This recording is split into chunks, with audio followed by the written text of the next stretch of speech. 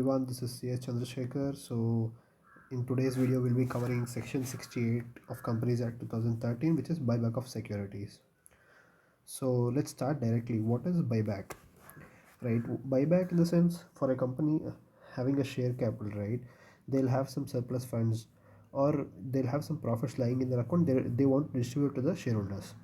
Then, or there may be any reason for the buyback. So, in that case, a company can buy back its own shares which is issued. For example, a company is issued 100 shares to 100 shareholders, one shares each, just for the sake of example. So it says I'm buying back shares from the shareholders. That means for a shareholder I have issued one share of 10 rupees, and whatever the buyback price is, for example, a buyback price is 20 rupees. The shareholder will give his share back to the company for a certain amount. So this is buyback of securities. We are covering everything from the ICSI module itself, so that will not miss anything for the exams. So we'll start reading this. The term buyback implies the act of purchasing its own share securities by the company. The facility enables the company go back to the shareholders and make an offer to purchase such shares and securities from them. So what happens, like what is the advantage of doing a buyback? Let's cover one by one. It says it is an alternative mode of reduction of share capital, right? So reduction of share capital without going to NCLT. So there is a separate section for reduction of share capital in companies, right, where you have to apply for NCLT saying I'm reducing the share capital for whatever reasons. When we'll go to that section, we'll discuss this in detail. So this is a simple procedure. This is just passing board meeting, shareholders meeting, and then some filing to the ROC, and then you're done. You can reduce your share capital, but here you're paying to the shareholders. So this is one point where this is the advantage. This is the easiest route if you have to reduce the share capital and to improve earnings per share, right? So what exactly is earning per share? I'll write the formula for earning per share. Excuse me for the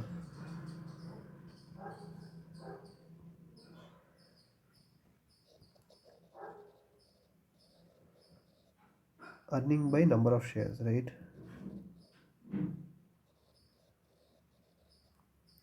So for example, a company earns some 100 rupees profit this year and the shareholders are 50 example. So you're giving, what are you giving, like you're paying 2 rupees per shareholder if I'm not wrong, right? So 2 rupees per shareholder you're paying. What if the number of shareholders is just 25? What if I've reduced the number of shareholders from 50 to 25? I have the same 100 rupees profit. So now I give 4 rupees as a profit to the shareholders. That means the lesser the number of shareholders that I'm dividing my profit into, the more profit it goes, right? So whenever I have profit, I'll just say I'm reducing the number of shareholders. That means literally I'm purchasing back my security so that I can pay more profits to the shareholders in the future. So this is increasing earning per share, right? And the next one, to improve return on capital, return on net worth, and to enhance the long-term shareholder value. So it is the same point, just to say ROCE, return on capital employed, right? What is the formula for return on capital employed? EBIT by capital employed. What is EBIT? Earning before interest and tax. So my earnings before interest and tax is the same thing, is 100 rupees, and then the capital employed is 50 lakh rupees or something. We'll treat this as lakhs, right? So just to increase my earnings, increase the earnings of shareholders as a company, what we do is we buy back shares and reduce the liability towards the shareholder. Now initially I had to pay by 50 shareholders. After the buyback I had to pay only 25. 50% buyback is not possible. That is a different point. Just for the sake of example, I'm just saying you're reducing the liability to the shareholder so that the more the profit, the more earnings for the existing shareholder, right? So to provide an additional exit route to shareholders when shares are undervalued or thinly traded. So there are thousands of stocks listed in NSE or BSE, right? So not all stocks are 100% traded. Like there is there is no full liquidity in every stock. There are top 50 stocks, which is Nifty 50, Nifty 200, Nifty 500. They are highly traded.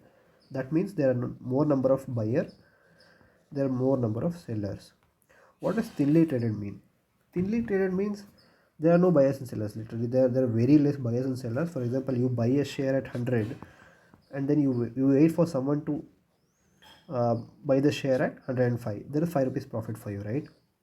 So there is no one to buy.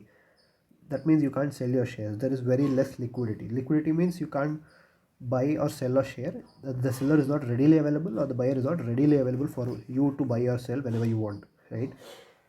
So for these kind of shares which are inactive in the market, which are very thinly traded, buyback is a great way to give them exit.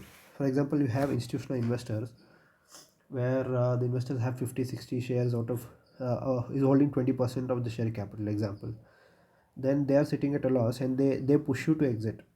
They push the company to say give me exit. So when they have profits, they can just buy back their shares, so that they don't have to wait for someone to come, wait for the liquidity to create in the market. So this is a great way for exit also, to enhance consolidation of stake in the company. So um, we have a great example for this. I think you'll have to go and read that case. That case is very interesting also. So this is a the Dhirubhai Ambani case, right? So he had to protect his share. Uh, this company was getting hostile takeover, but by some company which I'm not exactly remembering the name. So to protect the hostile takeover, what he did was he along with his friends created other companies and started purchasing his own shares of Reliance. So this was illegal, and then SEBI gave an order. That there is a big story behind this. I need minimum 15-20 minutes to explain this. So just to give you an example, to enhance consolidation of stake in the company, that means promoter stake is 21%. Someone else is taking up the other shareholders, and he's becoming majority by 25% or something. So you have to increase your stake, right? So what you do, you hold 21%. Example, the retail shareholders hold let's say 20%. Remaining are held by institutional, example, the institutional investors, your mutual funds or everything. So what you do is you announce buyback to retail shareholders, and you say you get the retail shareholder down to 15%. So your stake out of the 100 will increase, right? You're understanding the maths, right? So if I have 100 rupees, my share is 21 rupees in it, and let's say, yeah, 21 rupees in it. The remaining institutional holders hold 9%. The rest is 70% of retail shareholders. So if I buy back 10% of 70%, that is, uh, let's say 10 shares, then there will be 90 shares left in the market, which I already hold 21 shares. Now my shareholding is not 21 shares out of 100. My shareholding is 21 shares out of 90. So my percentage will automatically increase, right? Initially it was 21% because I was holding 21 shares out of 100 paid up capital. Now I hold 21 shares out of 90. So automatically my share will increase. So so this will help increase my shares, consolidate the stake in the company, right? To prevent unwelcome takeover bids. As I said, it is the same point. To return surplus cash to shareholders. Yes. There are multiple ways, right? You can give dividend to your shareholder, you can do a bonus issue, you can do buyback of shares. So when there is excess profit in the company does buyback. So but there are sources of buyback. Section 68(1), I think, section 68(1) talks about sources of buyback. Where do you have to pay shareholders, right? How do the company pay the shareholders? They have to pay from security premium account, and free reserves, and proceeds of final issue, but that is not profit. So the company can use the securities premium account, free reserves account, and pay the shareholders for buyback. So this means they are utilizing the profit, right? So the out of the three ways, like a bonus, dividend, and buyback, this is one of the issue where you can distribute your profit to the shareholders, right? And the next point, to support share price during periods of sluggish market. It is the same thing as the thinly traded shares, to serve the equity more efficiently.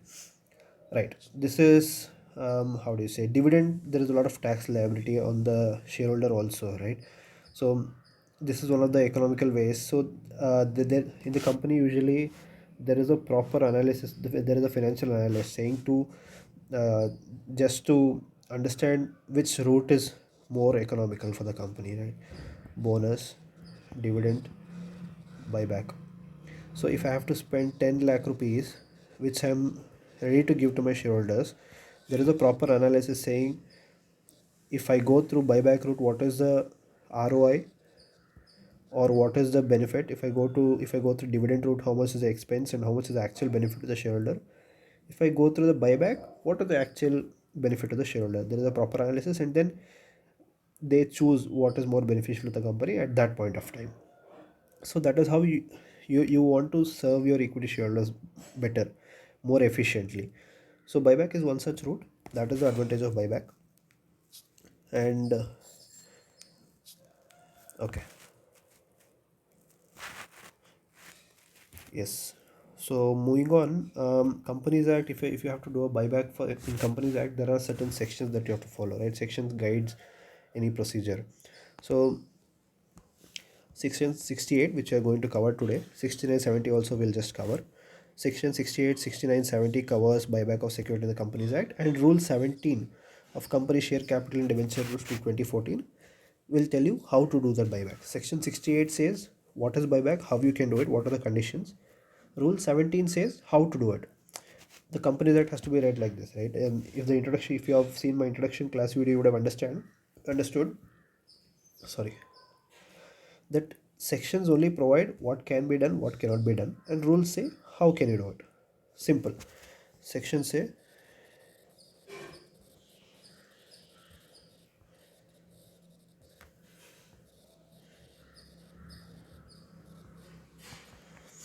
this is it. So section 68, 669, 70, and rule 17 of company share capital debenture rules 14 will give you a procedure on how to do a buyback, or how to, excuse me,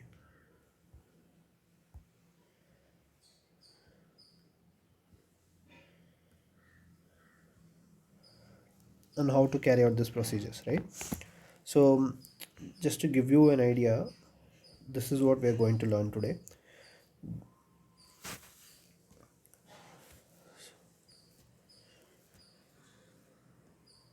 So meaning we have covered, advantages we have covered.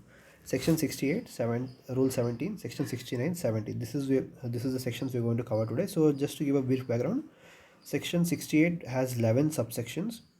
So um, while covering sections in my lectures, I'll give you a brief background of the topic, teach you the sections subsection wise, and the rules also are read along with the sections, so that you get a comprehensive idea on how the section is, how to approach the section, so that it helps you retain the topic better, right? So if I'm sure after this lecture you'll not need to read the section 68 again. So we'll cover 68 subsection wise, right? 68 one talks about sources. From where can you do the buyback? Like how do the company do a buyback? What funds they need to use? There are certain restrictions saying you can't use certain funds, right? So section 68 subsection 1 talks about sources of buyback, and then section 68 2 talks about conditions. There are certain conditions on how to do a buyback.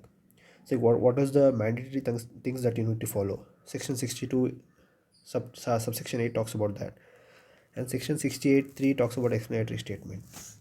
So explanatory statement, if you already know the basic chapters, you'll know that it is, if you pass a special resolution, then you need to attach explanatory statement to the AGM notice, or a AGM notice, or whatever, general meeting notice.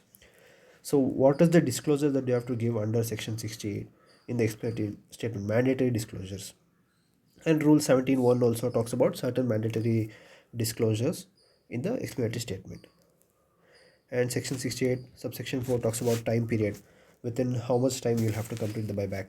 This is section 68.4. And then section 68.5 talks about modes of buyback, like how do you buy back, how do you buy back the shares from the shareholders. Shareholders, you can't go to shareholders house and say I need your shares back. There is a procedure for that, right? How do you do it? It is by proportion, it is by open market, it is by you can buy back the ESOP or sweat equity, whatever securities you have issued to the employees under a scheme. So these are the procedures of buyback. And then next subsection 68.6 talks about declaration of solvency. So declaration of solvency, we'll go through this deeply when we read about section 68. It is just a declaration saying I am solvent enough to give money to the shareholders, and I'm giving this out of the profit of the company. So there is no creditors, there is no lien on the company. So this is just a declaration from the company's side saying we have funds to do buyback, right?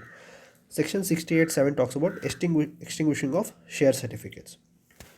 After the shares are bought back, right? Share certificates is given to shareholders initially, and then you bought back, you gave them money and bought the shares back. They'll send you the share certificates. So what should you do with the share certificates? You can't keep them, right? Literally there is no share capital in the company, so you'll have to extinguish it, like cancel it, or you have to just, how do you say, like burn it or something. So you have to extinguish it, right? So extinguishment of share certificates. The next section talks about restriction of further issue. So there is a restriction under Companies Act. So if you do a buyback, you can't issue the same type of securities again with it for 1 year. So this is because just this is just to avoid some malpractices, saying you the company buybacks from one class of certain shareholders just because they don't like the shareholders, or they have some personal or contractual errors there, and then they want to issue to new shareholders. That can't be done, right? That is injustice to the shareholders. So there is certain restriction on further issue of that particular class which you are buying back. And then 68(9), which is register of buyback. So if you issue a share certificate, there is a register for that. There is a register of members where you record the number of shares the members has, transfer and everything. So this is also a register. If you do a buyback, you have to maintain a register under Companies Act, and Rule 17 also. 1712 talks about that. And return of buyback. So for allotment, you've already seen, we file pass 3. Pass 3 is a form which we file after the allotment is done, right, in the board meeting. So there is one form for buyback also. After the buyback is done, you have to file a form with the register saying this is done, this buyback is completed. We have cancelled, literally reduced, cancel is a wrong word, we have reduced and paid up capital. So this is 6810 talks about return of buyback. And 6811, as usual, every section has a contravention. Not every section, but most of the section has contraventions. Like if you don't follow all of these rules or sections whichever is mentioned here, you don't follow 68, you don't follow rule 17 of share capital debenture rules, there is a contravention clause here. So this is the overview of the section. This is what you'll read. You can note this down. Section 668 1 to 11. While you are revising, you have to just look at this. I've consolidated given headings under this subsection so that you remember better. When you read this section next time, you don't have to open the book and sit and study. You have to just see this index and remember what is there. Okay. So this is overview of buyback of securities. Now we'll go through the section one by one. Sources. So where do you use the money, right? Like company has to pay the shareholders back the share capital which they had given while purchasing the shares. You have to give them back. How can you use it?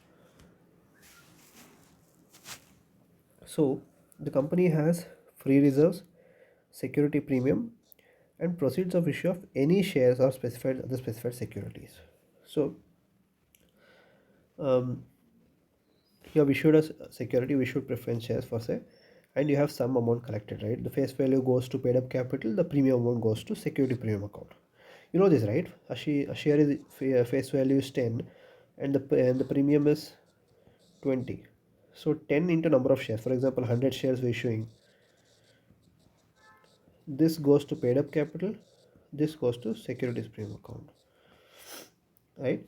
So you can use the security premium account, the premium which you have received, this amount, and you can use the proceeds also, and you can use the free reserve. Free reserves is nothing but general reserve which you transfer the profit in a financial. For example, you have so and so profit, you use some amount of profit for the business, and then some amount you just put it back in the free reserve, so then it is used for the business again and again. So these are the three sources: free reserves, security premium account, proceeds.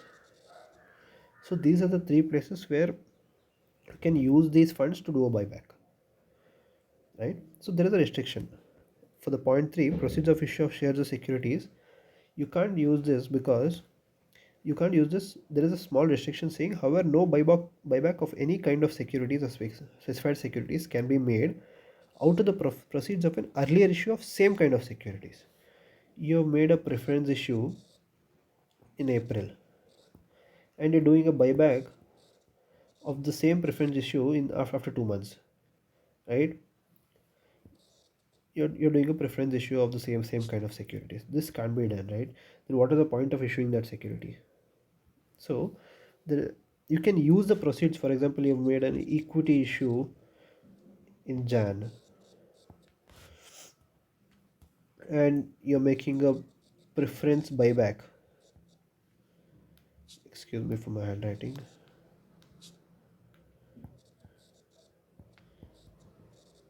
You made an equity issue in Jan and then you're buying back in Feb preference issue of preference shares, example CCPS.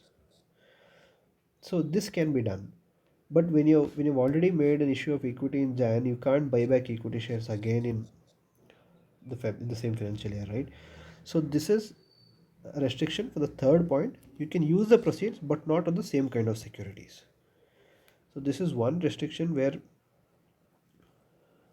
the money, yeah, I mean the money you can't use for buyback.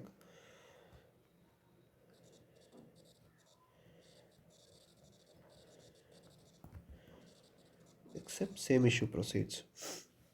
So you're clear, right? So you can use security premium account, free reserves, proceeds of issue of shares or other specified securities, except the proceeds issue of the same kind of issue securities.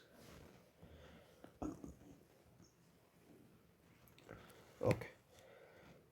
This is the definition of free reserves. What constitutes free reserves? Amount representing unrealized gains, notional gains, revaluation of assets, whether this should not be treated as free reserves. So what is free reserves? Latest audited balance sheet, excuse me. So as per the latest audited balance sheet, any any amount distribution available for distribution as dividend. That is example profits, the net profits, right? Further, it can be provided that the following shall not be treated as free reserves. These things cannot be treated as free reserves because these are all notional, like it is not the actual money, the amount of unrealized gains. For example, there is a 20 lakh amount that needs to come from a customer, but the customer is not paying you, so that is you have termed it as bad debt.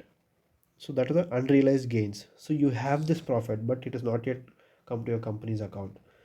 And notional gains, there is a case that you have filed in the court, right? And if the case is in favor of you, you'll get an amount of 10 lakhs, let's say 10 lakhs. So if you win the case, you'll get 10 lakhs. So this is a notional gain. This is not a gain actual sense. A revaluation of assets. You have a real estate land of 10 lakhs. You had paid 10 lakhs initially from your pocket, but then real estate appreciation happens, of course, and then after 3 years, your land value is 15 lakhs. So you're not selling the land, but you're revaluing your land, right? And then in the books, the value is recorded as 15 lakhs. But this 5 lakhs is not an actual gain for you, right? This 5 lakhs, you don't have actual cash in your account. This you show it as reserves, that's okay. These things you show it as reserves sometime, but then you can't consider this for buyback. In your free reserve account, you have to minus all these things: unrealized gains, notional gains, revaluation of assets. There is one more point saying any change in carrying amount of an asset or liability recognized in equity, including surplus in profit and loss account, or measurement of an asset or liability at fair value, shall not be treated as free reserves. As I said, any asset or liability, you had to pay 15 lakhs, your vendor has given you a discount of 5 lakhs, and you have to pay 10 lakhs now. So this 5 lakhs is not an asset, right? This is not a realized amount. Your liability is reduced. That means asset size means there is no equal balance, right? You're not actually getting 5 lakh rupees in your account. You're just paying 10 lakhs. You're paying 5 lakh less. So these kind of notional reserves, notional profits, which is transferred to free reserves, you cannot use that. This is a restriction for free reserves. So this is the sources of buyback. And then section 68.2 talks about some conditions, as I said. Excuse me. So who can issue a buyback, right? The primary requirement is the articles of association. The first thing,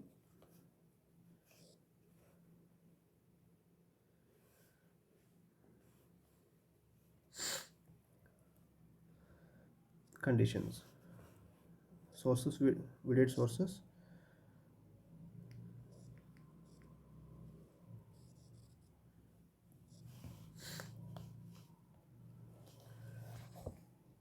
So section 68 talks about authorization and sources, like actual conditions. What are the conditions for buyback?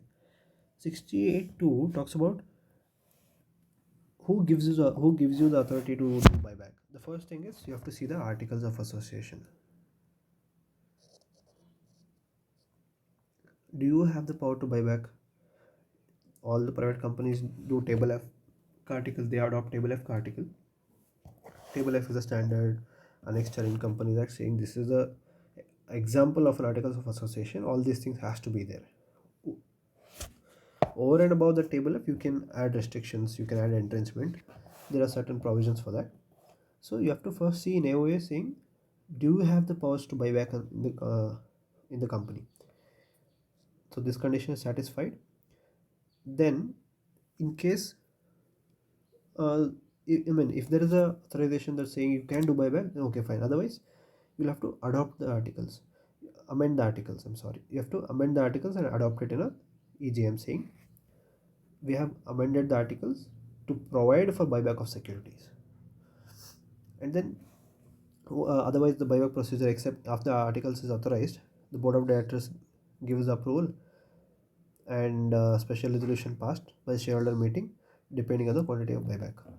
Special resolution is required only when some threshold is exceeding. We'll see that in the next point. Board of directors can approve buyback up to 10% of total paid up capital, equity capital, and free reserves of the company passed at the meeting. So why this is important, right?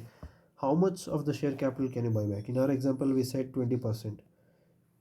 So this is 20% of the paid up capital. So company that says 10% of equity paid up plus free reserves. Until this 10%, board resolution is sufficient. The board can pass a resolution and do the buyback as per the Companies Act Rule 17, right? If you are exceeding 10% up to 25%, 25% is the maximum you can do. In respect to buyback of equity shares in the financial year, the reserve of 25% shall be considered with respect to paid up capital in that financial year. So, one second, clear this entire thing for you.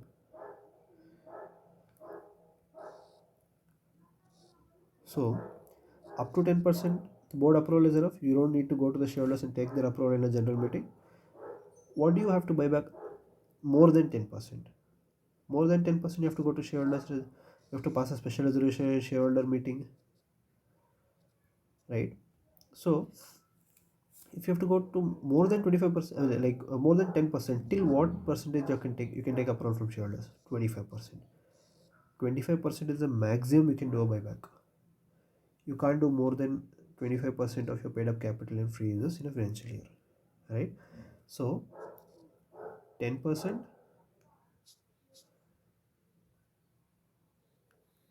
10% of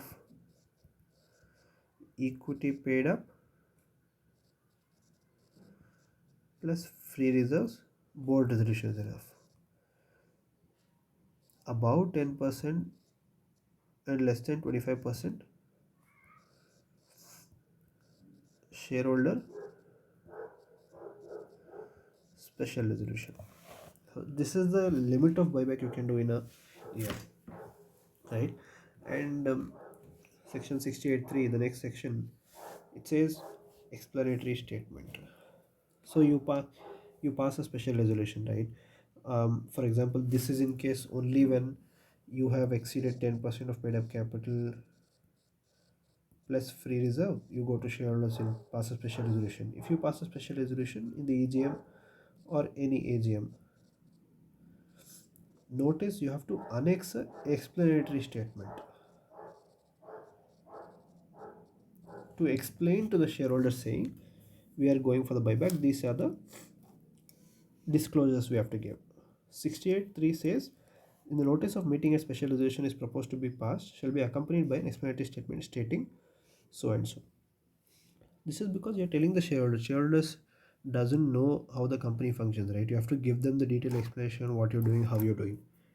So this is certain points: full and complete disclosure, material facts, necessity for buyback, class of securities which you're intending to buy back, and the amount to be invested under buyback, time limit. So section 68.3 says you have to give this mandatory disclosures, and then here comes the rules. Rules also says in the explanatory statement which you are annexing in a general meeting, you have to disclose all these items. This is a pretty big list, right? You have to disclose each and everything to the shareholders: date, objective, class of share, number of share, method like open market, or that I will explain later.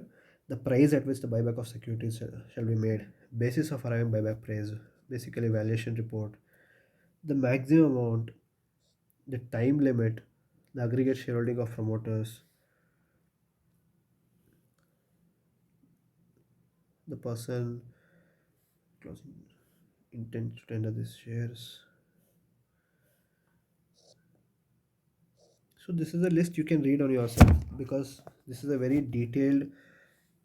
um, detailed bifurcation. Like they actually go in depth and ask you why you're doing a buyback, what is the shareholding percentage, and confirmation of board of directors full inquiry affairs of the company. So this is a declaration that they have to give. The report addressed to the board of directors by the company's auditor stating they have inquired into company's state of affairs. So there is a report you have to get from the company's auditors. So all these things are a mandatory requirement that you have to disclose in the explanatory statement. This you'll not get in the exam for sure, but you have to know what are the things you need to disclose when you're giving a board rep, when you're disclosing, when you're making the buyback in the share by shareholders approval. You have to tell them why you're doing it by disclosing with all these points. So letter of offer to be filed with the register of companies. So this is 17.2, rule 17.2. um, the process on how do you do a buyback. The next step is you pass resolution from shareholders. What is the next step? Shareholders is approved. What is the next step? How do you proceed? Letter of offer to the shareholders. This will go in form SH8.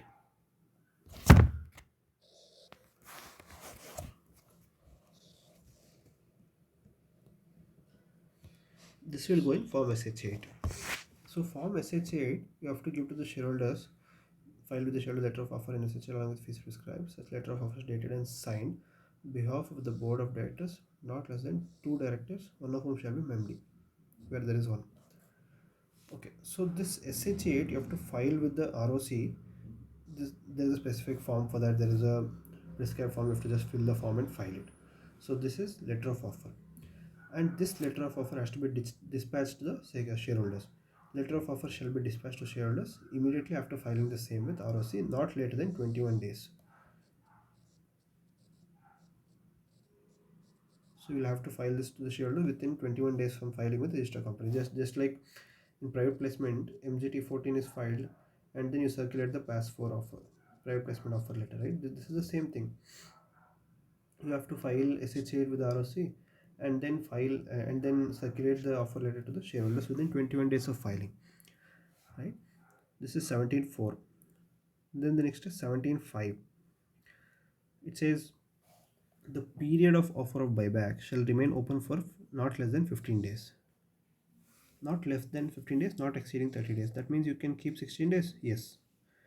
Can you keep 18 days? Yes. Can you keep 20 days? Yes. So the minimum period is 15 days. Maximum period is 13 days. You can keep the offer open for anywhere between these numbers. Like you can keep an offer open for 20 days, saying these 20 days the shareholders can agree and respond to the letter of offer saying, okay, I'm ready to give my shares back to the company. You can pay me the amount, right?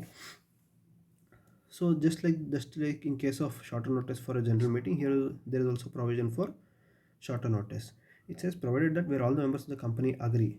All the members matlab unanimous approval.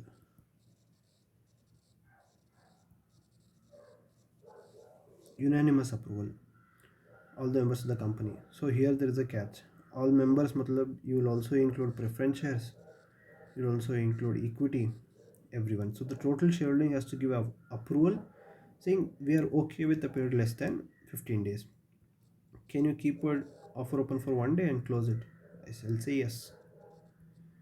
You can take approval from all the members of shareholders and say the offer is open for only 1 day. Today morning it will open. Sorry, tomorrow morning it will open. Close.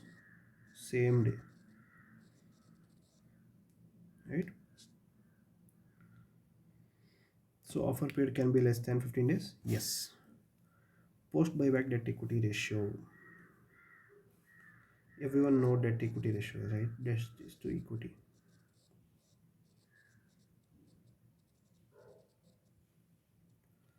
So your equity has to be two times. Sorry, this is 2:1. 1 second.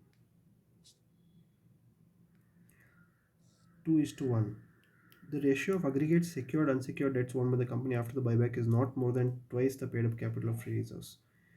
That means unsecured, secured, what these two kinds of debts the company has to pay people, right? There is debts.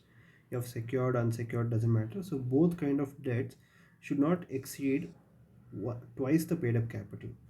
That means your paid up capital is 100 rupees, your debts cannot exceed 200 rupees, right? Paid up capital and free reserves. So your paid up capital is 100 rupees, free reserves is 50 rupees. So you have a total of 150 here. So your debt should not increase beyond 300 rupees.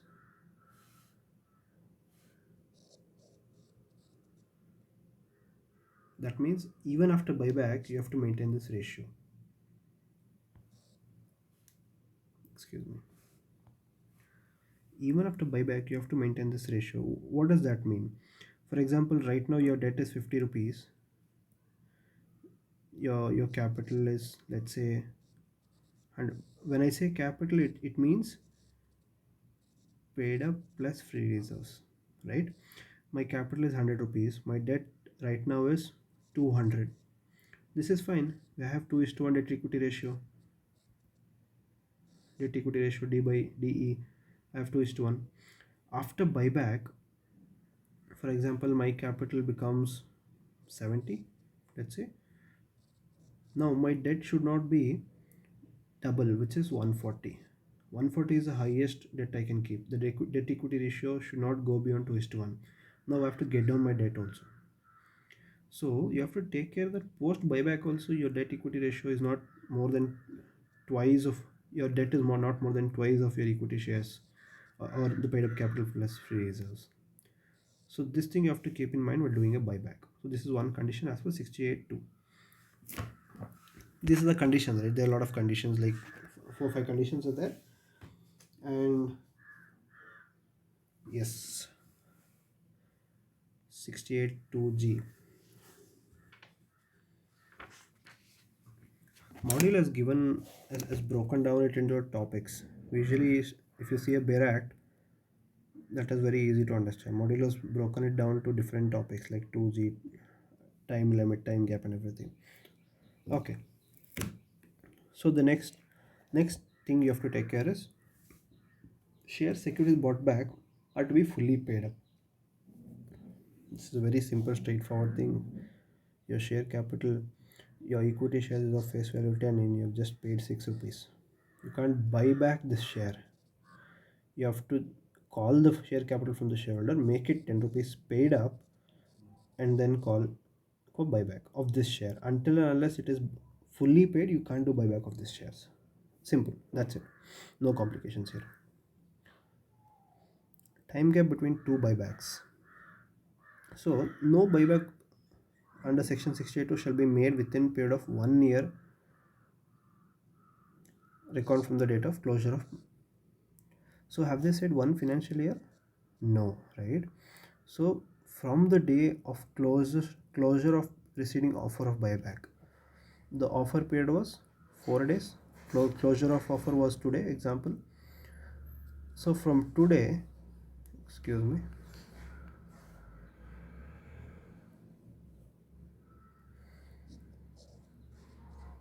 from today, 1 year if I calculate, I can't do buyback. For the next buyback, I'll have to wait for one entire year, right? And time limit for completion of buyback shall be completed within a period of 1 year. Of course, the earlier provision says 1 year gap you have. This is also the same thing. It is easy to remember. The time limit for completion is just 1 year. 1 year of what? 1 year of passing a specialization, or as the case may be, resolution passed by the board. SR, let's just revise it. If it is more than 10%, up to 25% SR, up to 10% BR. Board resolution, special resolution. Board resolution in a board meeting, special resolution in a shareholders meeting, right? So 1 year from the date of passing this resolution, whether SR or BR, 1 year, right? The next thing, 68.5. So what have we covered? We'll just go back to our index and revise it again. We have covered sources, we have covered conditions, explanatory statements, time period, which is 1 year, mode of buyback. 68.5. 68.5 talks about modes of buyback. Like, how do you buy back? Like, from whom to where? From the existing shareholders or security holders on proportionate basis. Why have they said existing shareholders or security holders? You can just think of it. Okay, let's go back and read the definition of securities.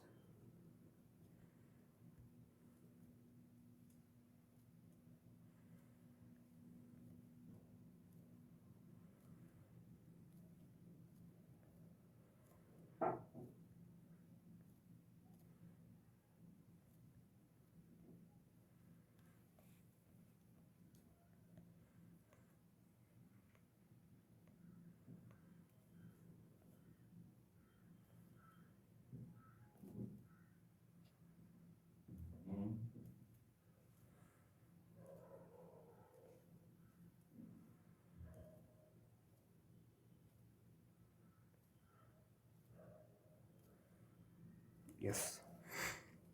So they have said shares of the company, right? Why have they said securities over and above the shares?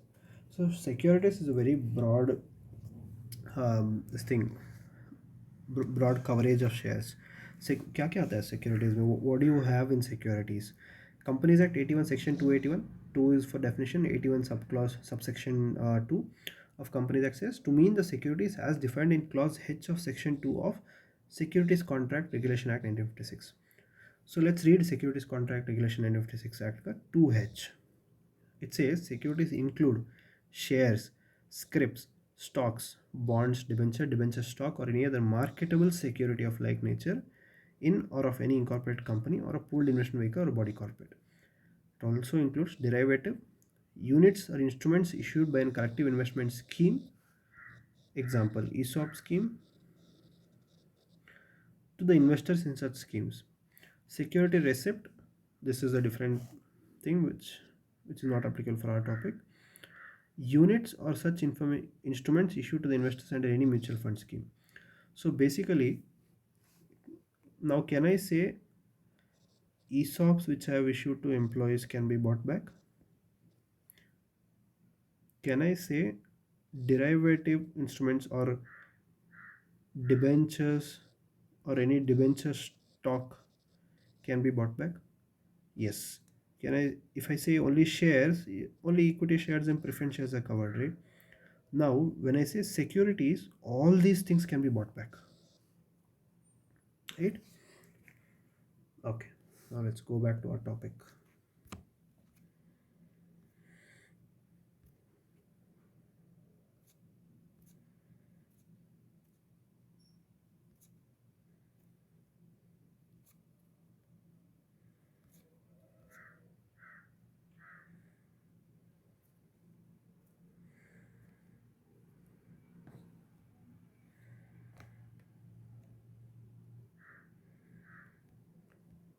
Okay, modes of buyback from the existing shareholders or security holders on proportionate basis. You can say I'm doing buyback in the ratio of 4 is to 1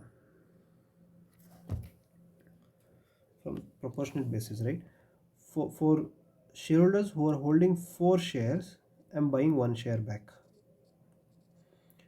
If you have 4 shares, you are eligible to sell 1 share back to me. If you don't have 4 shares, if you have just 3 shares, your shares cannot be bought back. So this is proportionate basis. Proportion can be more complex. Just to make you understand, I've just given you a simple example. From the existing shareholders, equity or preference, or security holders. Just I said ESOPs can be bought back. So just to include other aspects of the share capital also, they will include securities. Got it. And what is the next one? From the open market. This is more applicable for the listed company. This is through stock exchange route and book building route. This is a complex topic you learn in module 2, which is securities markets paper. By purchasing the securities issued to employees of the company pursuant to stock or stock option. Yes, as I said, this is also included. This is separately given under Companies Act. Great. What is the next topic? Declaration of solvency. We'll go through this one by one. Now I'll explain each and everything, and then I'll sum up everything into a step-by-step process. So filing declaration of solvency with SEBI ROC. This is for listed company. If you are not a listed company, if you are a private limited company, then SEBI is not applicable. You have to just file it with ROC. Right? When a company proposes to buy back its own shares or securities, specified securities under the section in provisions, special resolution or board resolution as the case may be, it shall before making such buyback file with register solvency signed by 2 directors of the company, one of whom shall be MD if any. So in the form SS9, form SS9 is nothing but declaration of solvency, saying the board of directors declare saying the company has enough sufficient funds to do a buyback. It is capable of meeting its liabilities, like and it is not an insolvent, adjudicated insolvent, or it is nobody has filed for bankruptcy. Saying this is a declaration saying we have money. Yes, it's 9.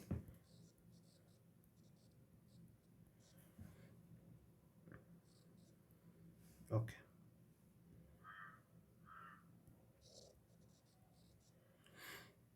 The next subsection 68(7), which is extinguishment of share certificate.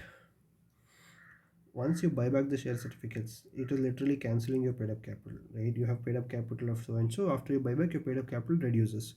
So for every share in the company, there is a share certificate. The shareholder will send you back the share certificates after it is bought back. Correct? You're calling for buyback. That means I'm buying your share back. The company is saying I'm buying your share back. You give me your share certificates back. So after the shareholder submits his share certificate and gets the money for selling his shares to the company, then what are the share certificates for, right? The share capital is not there, then the share certificate does not represent anything really. So you have to extinguish the share certificates, which is destroy of share certificates. Extinguish and physically destroy the share certificates so bought back within 7 days from the last date of completion of buyback. So last date of completion of buyback, which is you have given a time limit to complete the buyback, right? The offer period. So after that, within 7 days, after the shareholders render their share certificates, the company accepts, saying the date is closed for rendering your share certificates, and from this date, the buyback is over. From that date of completion of buyback, within 7 days, you have to destroy the share certificates, extinguish the share certificates, right? So there is a restriction for further issue, which is also said in 68.8. It's a company completes a buyback of shares of specified securities, it shall not make further issue of same kind of shares, as I said in the initial point. Securities allotment of new shares, including allotment of new shares and other specifically within a period of 6 months by way of bonus issue or in digital subsequent. Okay, this is a bit broader sense. So when a company completes the buyback, for example, CCPS is bought back. CCPS is nothing but compulsory convertible preference shares. For ease of understanding, let's say preference shares is bought back. So it says it shall not make a further offer of same kind of securities, including allotment of new shares under 62(1)(a), which is rights issue. Even for the existing shareholders, you can't make further issue. You're not issuing share to new shareholders, that's okay. You can't make rights issue to the existing shareholders also of preference shares because you bought back that securities, right? Within a period of 6 months. So till what time you can't make a further issue? 6 months. Except there is an exemption for that. Of bonus issue or in discharge of subsisting obligations such as conversion of warrants, stock option plans, sweat equity, conversion of preference shares, debentures into equity shares. For example, before doing buyback, you have issued a what do you say? You have issued your CCD, compulsory convertible debentures. You have said this CCD will convert into preference shares. You have done a buyback of preference shares, and until 6 months you can't make a new issue, right? This CCD will apply for the CCD shareholders will apply for conversion. As per the terms, they are eligible for conversion. They'll apply for conversion of the company, saying now I want my CCDs to be converted to preference shares. But you can't do a preference shares issue for 6 months from the date of buyback. So they've given an exception saying until 6 months you can't do. But however, if you already have an obligation,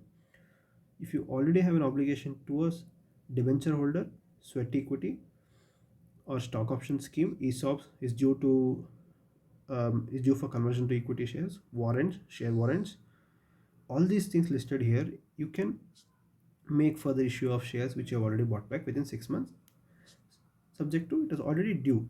You already got the funds towards, you see, ESOP scheme. You already got the amount of for debentures, for warrants. You already got it. You have just promised saying after so and so time period, I'll convert this into shares. In that case, you can do the further issue, right? Now comes the end of topic, like after the buyback is done, after, let's just go through each point. After you have filed to the ROC, after you have dispatched the letter of offer, after you have completed the buyback offer, you extinguish the share certificate, right? And you also file declaration of solvency in this time.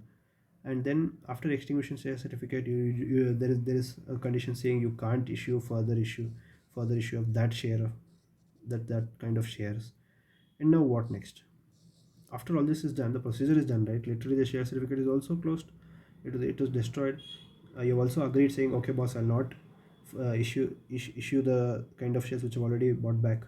What is the next procedure? It says you have to keep record of the buyback. How do you remember you buyback, you bought back all those shares? So there is a separate register for that, just like MGT1, like register of this thing, uh, register of shareholders, and register of ESOPs, like stock options. So you have a proper, sorry, SH4 is not registered, sorry. Okay, so just like other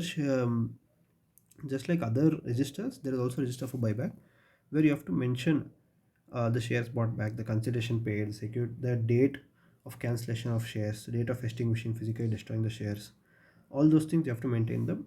This thing registers in form SH10. SH10 is the form for buyback. Rules specify what exactly you have to, like, they also give a format of that form, that register, which you have to maintain. The said register shall be maintained register of the company, shall kept in the custody of company secretary or any other person authorized by the board itself. The entries in the register shall be authenticated by the secretary of the company or any other person authorized by the board in this behalf. This is standard thing which you'll already know. Return of buyback. So you've done the buyback, everything is done. How do you show that in the paid up capital of the company? There is a master data, right? MCA master data, you know, right? MCA master data. Here you will have the details of company paid up capital. I can also show this if you want. So I'll also make a detailed video on how to access the MCA master data. So on the MCA master data, the paid up capital is 100. You have bought back so and so shares, you have filed all the forms. Now how do you reflect this? There is a form for allotment. Once you made an allotment, the share capital is increased, then you file pass 3. The same logic, there is a form SH11. After the buyback, you file SH11 along with whatever fee the registrar provides. And this form shall also have a certificate in SH15 signed by two directors, including the managing director, if any, certifying that buyback of securities has been done in compliance with the provisions that and rules made in. So, if you open the Bear Act and see SH15, also there is a format for it. In that format, you have to put this as an attachment to the form SH11. There are other mandatory attachments like board resolution or whatever. If you open the form, you'll get to see that. That is a practical aspect. So, you have to file this form just to say the buyback is done. This is the last step, literally last step of the buyback. Companies Act, after every section. So what if you don't follow this section and do a buyback? There is a provision for that. There is a punishment provision for that. If the company makes any default in complying with the provision 68 or any regulation made by the SEBI, this is for listed company. In case of listed company, the company shall be punishable with a fine which shall not be less than 1 lakh rupees but which may extend to 3 lakh rupees. And every officer of the company who is in default shall be punishable with fine which shall not be less than 1 lakh but which may extend to 3 lakh rupees. So this is a fine. That means it is compoundable offense.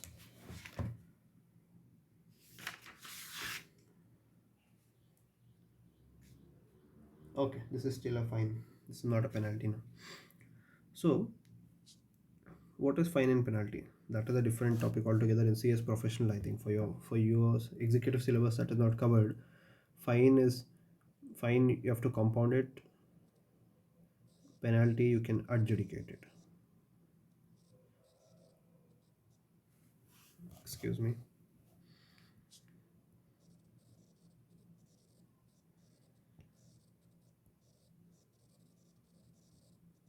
Right. So this is not required for your syllabus as of now, but still it is better to understand. So this is a fine. If you don't follow section 68 and do a buyback, this is a fine you have to pay. The company will also pay, and then the officer in default shall also pay this. So here comes your section 68 ka end. Mode of buyback is done, declaration of solvency is done, extinguishment of share certificates is done. What is this? Within 7 days. So for revision it is better if you write all this here, right? Restriction of further issue 6 months.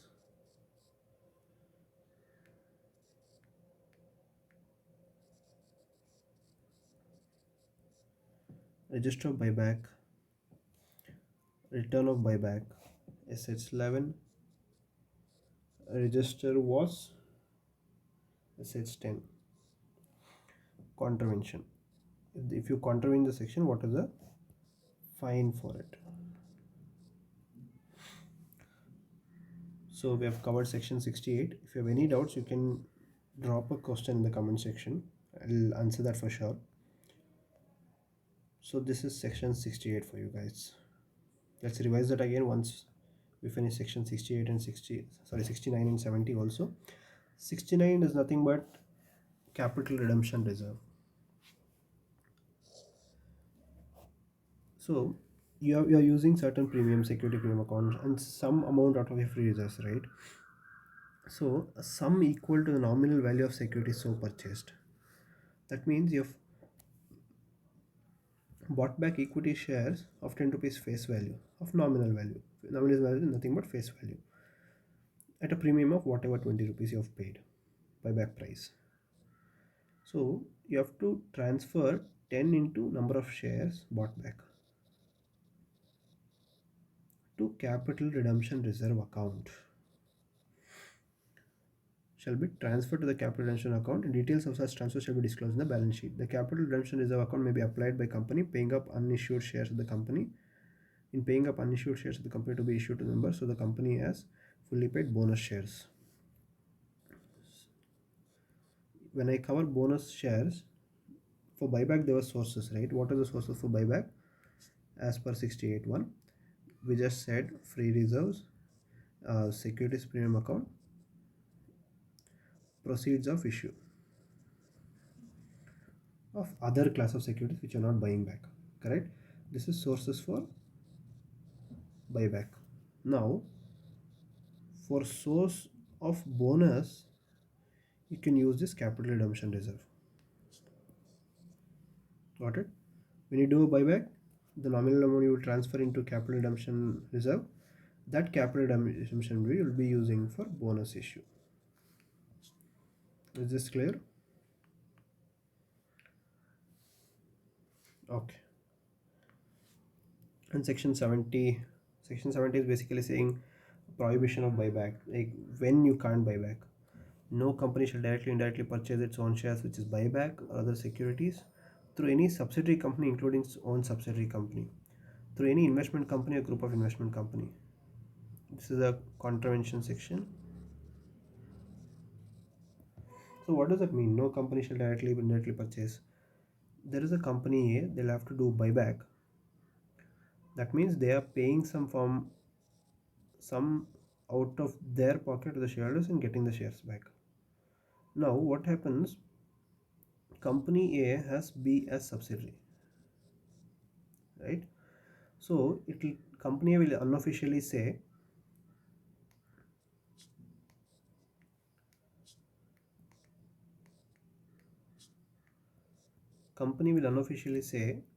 ask B to buy the shares of A. Now the amount is going from B company's pocket, right? The amount, I'm so sorry.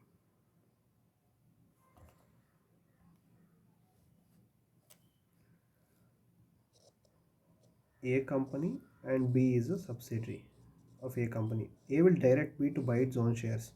Then B का balance sheet में there is amount that is getting reduced. You can't do that through any subsidiary company, including its own subsidiary company. Subsidiary का subsidiary भी नहीं, you can't do it. A company holds shares in B company holds shares in C company. So ultimate subsidiary company, ultimate holding company for C company is A company. So C can also can't buy the shares of A company for buyback. Got it? Through any investment company or group of investment companies, the same thing. You can't form an investment company and you can't say the only intention of this company to buy shares of A, B, or C. You can't form it. This can be another company that is just investment, but you can't form an investment company, a group of investment company to buy back your own shares, right? There is a default section for this also. If you do this, there is certain punishment. The repayment of deposits accepted either before or compliance with the interest payable and should debentures issues.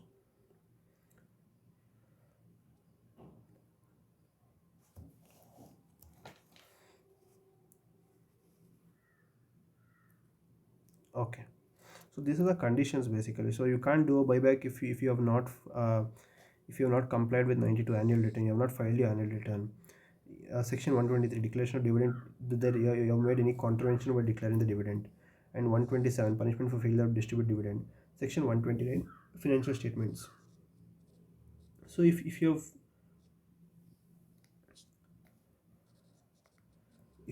made provision, if you've made contravention in AOC 4 MJT7 filing, like annual return, financial statements, dividend section, you can't go ahead and do a buyback. You have to be clean that you have not done any contravention in this section, then only you are eligible for doing a buyback, right? And there is one more point. If a default made by the company in repayment of deposits accepted either before or after the constitution of this act, interest, redemption debentures, preference shares, dividend, term loan interest liable thereon to the financial institution banking company, prohibited before. Okay, so one second.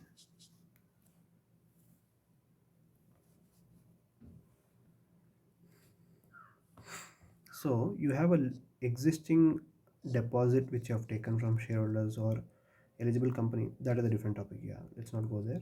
If there is a deposit that you have not paid, there is interest on those deposits. There is preference shares interest. For preferences, you have to pay some interest, right, which you have agreed. So, and there is a loan from any financial institutions, term loan, whatever loan is there, whatever interest on those loan is there, If you have defaulted this, there is a default, you can't do buyback. You have to first pay the existing liabilities, right? Yeah, you can't say I have funds, I'm not paying all this, I'm defaulting it, and then I'm giving it to the shareholders, I'm buying back of securities. First you have to settle terms with all this, and then after 3 years only you can do this. It says if the default is remedied and a period of 3 years has elapsed after such default ceased to subsist. That means that there was non-payment, there was contravention for the payments of all this deposit, repayment of term loan interest, preference interest, or whatever, dividend, or anything, any default you have done, you'll have 3 years. After sorting out this defaults, until 3 years you can't buy back. So after the third year, you can do buyback of shares. So these are the restrictions under section 70 for doing buyback, right? So let's go back and revise it once again. And okay, so we saw meaning of buyback. Why? What is the meaning of buyback? Why do companies do it? Advantages, like to increase the return on capital employed, to increase the earning per share, to accumulation of shares by the promoters, to get optimum capital structure. Before going to listing, there is some rearrangement in the capital, so you do buyback for that. There are certain disadvantages for that. Hence, what is the section you have to read? Section 68 guides buyback, and rule 17 of company share capital debenture rules. Section 69 says CRR, capital redemption reserve. Section 70 talks about prohibition on buyback, like when you can't do buyback, right? Then we're moving on to 68. 68 1 says who can do buyback. First you have to see AOA, and then that is authority. Oh, sorry. So first you have to see what are the sources of buyback? Free reserves. Free reserves may you can't use some notional reserves. There was a proviso for free reserves. Notional fictional profits you can't use. Revaluation of assets. There is a list for that, and you can use SPS, securities premium account. You can use share proceeds of class of shares which is not the class of shares which you're buying back this time. Section 68 2 talks about conditions, like till what percent board can give approval, till what percent you need shareholders approval. And if you're going through shareholders approval explanatory statement, section 68 3 says you have to disclose so and so, and rule 17 1 also says add some more list of disclosures you have to give in the explanatory statement. This is applicable only when you go through SR. Okay, that is 25% up to 25%, more than 10% up to 25%. And 68 4 says you have 1 year time period to complete the buyback. 68 5 says mode of buyback, proportionate basis or open market, ESOP or sweat equity. Section 68 6 says you have to file a declaration of solvency. Rule 17 3 also talks about DOS, declaration of solvency, and this declaration of solvency shall be in SH9. And after the letter of offer everything is filed, SH8, which is rule 17. In rule 17 you'll get to know the procedure saying letter of offer has to be filed. Letter of offer has to be circulated to shareholders within 21 days of filing it. And then the next subsection is 68.7, extinguishment of share certificates. Within 7 days of completion of offer you have to um, extinguish the share certificates physically. Section 68.8, restriction on further issue. Until 6 months you can't make a further issue of that class of shares which you have bought back, except there is some exception saying you can do so if there is already existing liability of issuing those shares, like compulsory convertible securities, ESOPs, and all. And then 68.9 talks about register of buyback, which is SH10. 68.10 talks about return of buyback, SH11, you file to ROC to reduce the paid up capital.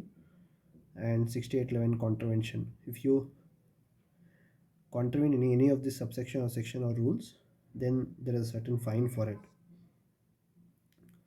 And then we talked about section 69 and 70. 68 talks about 70, and you can use this for bonus issue, 70 talks about prohibition, buyback, right? I hope this helps. Thank you so much.